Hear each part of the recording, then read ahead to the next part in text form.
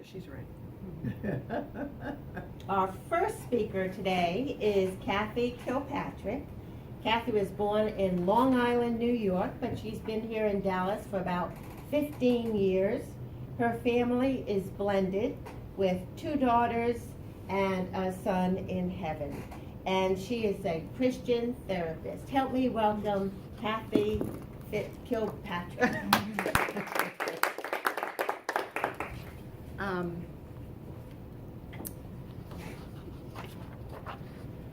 My story is about kind of heartache and brokenness, and I think that's something everybody can relate to.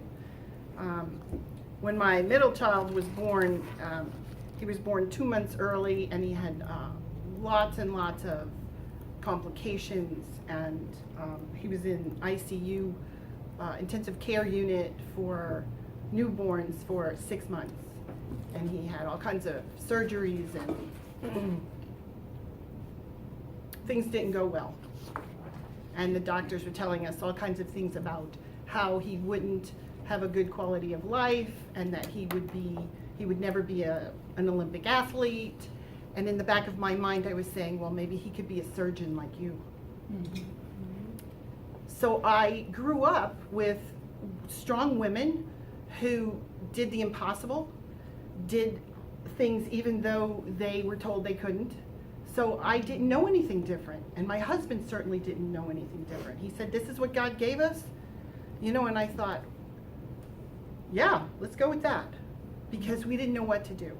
So when my son was on life support, and they were going to try to do open heart surgery on him to repair the ventricular septal defect, which is a hole in your heart, which is no big deal really these days, but at that time he had so many things working against him. He was kind of in trouble, and so we didn't know if he was going to live, we didn't know if he was going to die, we didn't know what kind of quality of life he was going to have. And instead of worrying about it, because we were exhausted with worry, and we finally came to the conclusion, my husband and I, being a very good team working together, he said, we will just deal with whatever God gives us. And even before the baby was born, his name is Will, and we called him God's Will, because we didn't know which way we were going. But before he was even born, my doctor said, we need to do some more testing because there's a problem. And we want to do the typical testing, but we want to do some more testing. And I went home and I told my husband, they want to do testing, we should find out what's going on. And he just said, no, we're not doing that. And I said, why? There might be a problem. And he just looked right at me and said, no, we're not doing that. Because then down the road, there's going to be a decision to be made, and there is no decision because that's what God has given us. And I didn't know it at the time what he was talking about until years later when other women came to me and said, I had to make a decision. And I had to make a decision that they use these clinical terms, and basically it was abortion. We're going to have a procedure because we need to end this pregnancy. We have to terminate. So people came to us when we started a support group for parents who had lost a child. We had women coming to us and said, I think I just made a terrible error. And there's a world of people not coming forward about this because it's such a deep secret and it's such shame. But I praise God that I had a husband who stood up and said, no, we're not doing that. And I didn't even understand what he was talking about. So fast forward to this baby's on life support, and they're going to do open heart surgery because they didn't know what else to do. He wasn't getting better. He was on life support. He was just kind of in limbo there. So I said, you know what, I'm going to agree to this surgery because that's a possibility. At least we can have some hope that he will have a quality of life. And so we said we would like to have a group come into the ICU. We were in isolation, which was about a room this big. And the big windows were actually doors that would open in a case of trauma, so you could bring in equipment, people, and a team And that did happen from time to time. So I asked the, what do you call those people that are at the hospital, that are the clergy? Chaplains. Yeah. Chaplains. Went to the chaplain in the hospital and I said, with your permission, I'd like to bring in some people and I want to have a prayer team come in here and we're going to dedicate this child, if you don't mind. Because they have their own procedures and stuff, and that's okay, you can come, but I want to do this with my, my people that love us and know us and will cry with us. And so we did that. So what happened was we had deacons come from church and we sang songs, and it was really funny because they were trying to light a candle in the ICU, and we said, don't do that. You're gonna blow it up. There's oxygen here. So everybody just went, oh. It was crazy. It was just another crazy day with us. So we told everyone, we had a big cake, we dedicated this child, we said, God bless little Will, God's will. We called him God's will. People came to that event. We didn't really invite anybody. Everybody from the hospital came.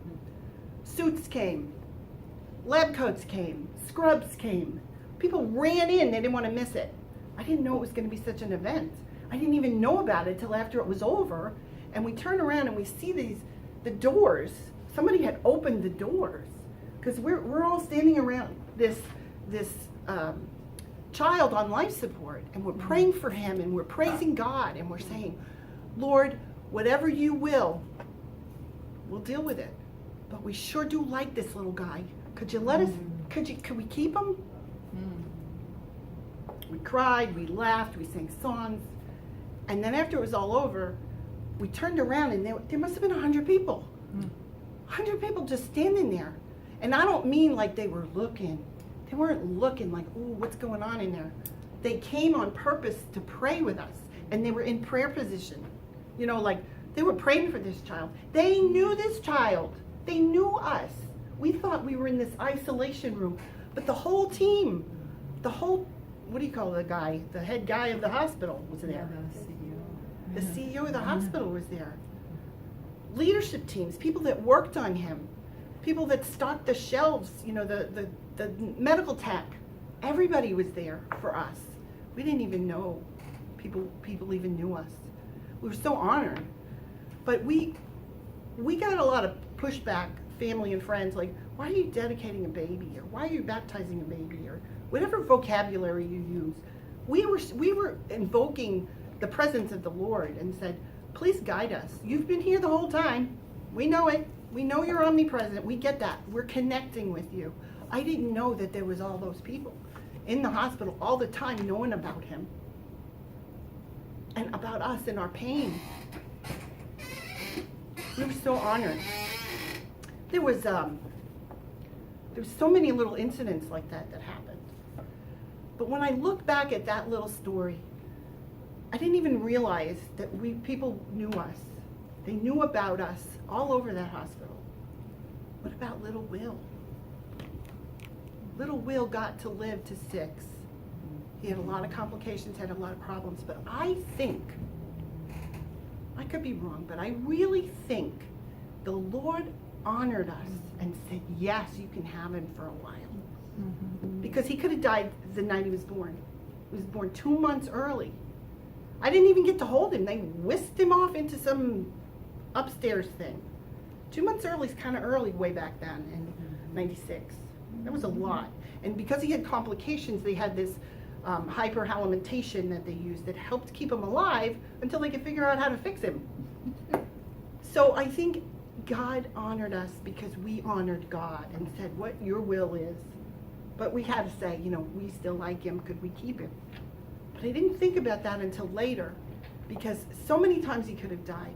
So many times he was on different procedures and he couldn't come off the ventilator. That's a very bad space to be in. But he always managed, and my husband and I would look at each other and we knew that we would probably one day have to make a really bad decision. Not bad decision, a difficult decision. If he can't come off the ventilator, what do we do? Not going to worry about it, God will handle it. So when the day that he died was totally unexpected. He'd been through rough stuff, rough spots, and he managed to come off the ventilator, or he lived through this C. diff infection where people die. People die, or RD, it's a respiratory thing. Babies get RSV. RSV, thank you. Yes, you know what that is. That's not good. But he lived through this stuff. And then one day, a Saturday afternoon, a gorgeous day, and he just died. How could you just die? That was a gift that we didn't have to make a decision. That was a gift that he said, I gave him to you for a little bit longer, but I gotta take him. I could have died in utero. I had terrible, terrible pregnancy. It was awful. And then you know what God gave us? Another baby right behind that. Amen. Nothing planned. People said, are you crazy? Do you think I planned that? I would never. God gave her to us. This little baby just came right out. She walked like at 8 months or something. It was like, she's ready to go. Little rock and roller. You know, God gave us these gifts. Yes, it was painful. Yes, I grieved. But you know what? I learned how to do a therapy to help people that were in grief. I was in grief. Somebody said that to me. She does a Splankna therapy like I do now, but she came to me she saw a post I did on Facebook about Will, and I always wanted his name to be remembered. And she said, I think you're in way deep. You know, let us help you. And I knew she was right, and she helped me come out of this grief. And now I've been a trained Splankna practitioner now for years, and I help people to heal, to do and clear things that help them do the things they were called to do. And I think I'm called to do this. Two years ago, I had a 2-inch tumor removed from a spot, a parathyroid, which is the size of the top of a pencil eraser, like a dot. And there's a 2-inch tumor in there, and they had to remove that. My pastor came to pray for me, you know, at 0600, and he said, Cathy, I want to pray for you. And I looked him right in the eyeballs and I said, Pastor, I am not afraid to die. I'm afraid to live and not do what I'm supposed to do. That's great. What if I came to God and he said, I asked you to do one thing and you didn't do it? I'm doing it now. I'm a Splankna practitioner, and I help people. I help people heal so they can have their gift and their calling on their lives. Because we have work to do. We have a lot of work to do, and there's a lot of healing that has to happen. And I'm a very good example of that. I just worked with a client yesterday. I said, do you believe in God? And he was so confused. He said, I don't know what I believe. Okay, I'll take that. That's something to work with. He didn't say no. And I think because of this work, he can see the Lord working in his heart and in his world. And I saw the Lord working when I didn't think there was anybody, when there was 100 people listening to us, dedicated child. And some people didn't believe that. Not believe that. Believe in that. Like you shouldn't dedicate a baby. Or you shouldn't, whatever it is, baptize. God gave us this baby. He's an awesome kid. He was an awesome kid. And we are so grateful we had him at all. Yes, we had grief. Yes, we had pain. We still do. Birthdays, anniversaries, tough days. Tough days. We have a friend who we're praying for him, but he's in his 70s. And I think anything over 6 years old, you're good. I'm not worried about that one. You know, I'm worried about the families that have lost children, or they're having people issues. Like we don't understand why this one's not happy or this one's sad. And I just delight in working with families to heal them and tell them, to have the Lord heal them. I'm not doing anything but being a facilitator. But this was an incredible thing that took me years to see, and I can look back and say, I know God gave us a gift of 6 years. He could have died the night he was born. He could have died so many times, and he didn't. But then when he did die, the report for the autopsy and the meeting we had with the doctors, they were so genuine. They wanted to meet with us and say, well, first of all, we don't know how he died, but more importantly, we don't know how he lived. And they said to us, it is because of the care that he got at home. I'm not sure it was a physical care.